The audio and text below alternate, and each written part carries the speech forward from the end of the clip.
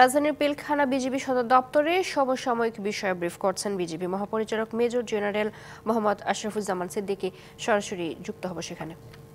Extra patrolling এর মাধ্যমে এখন ওই কিভাবে গেছে এটা আমারও প্রশ্ন। আর একটা হলো যে ভারতের সাথে তো আমার জানা মতে একটা আমাদের মানে বন্দি বিনিময় চুক্তি বা এই ধরনের একটা চুক্তি আছে। আমরা যদি আইডেন্টিফাই করতে পারি সরকারিভাবে হয়তো তার চেষ্টা করে, যেটা আমরা দেখতে পাচ্ছি অন্তর্বর্তীকালীন সরকার এই ব্যাপারে কথাও বলছেন, যদি ফিরিয়ে আনা সম্ভব হয় তাহলে তাদেরকে একদিকে বললাম যে তাকে দেখতে পারা তো তখন আমরা অফিসিয়ালি হয়তো চাইতে পারবো, বাট বিচারের আওতায় আনা অবশ্যই জরুরি।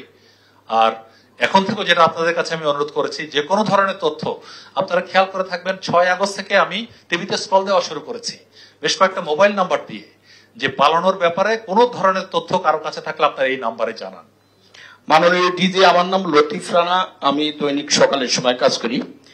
আমার প্রশ্ন হলো যে ছাত্র আন্দোলনের সময় এই আন্দোলনে বিজিবির কোন সদস্য, কতজন সদস্য আহত বা নিহত হয়েছেন, আর একটা কোন পুলিশের মতো কোন বিজিবি সদস্য মিসিং আছেন কিনা বা কাজে যোগদানে এই ধরনের কোন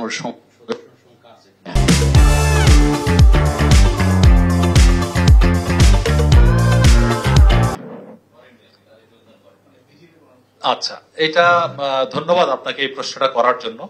মানে সত্যিকার অর্থে আমরা অনেকদিন থেকে ভাবছিলাম এই সাংবাদিক ভাইদের সাথে আমাদের একটু মত বিনিময় করা প্রয়োজন।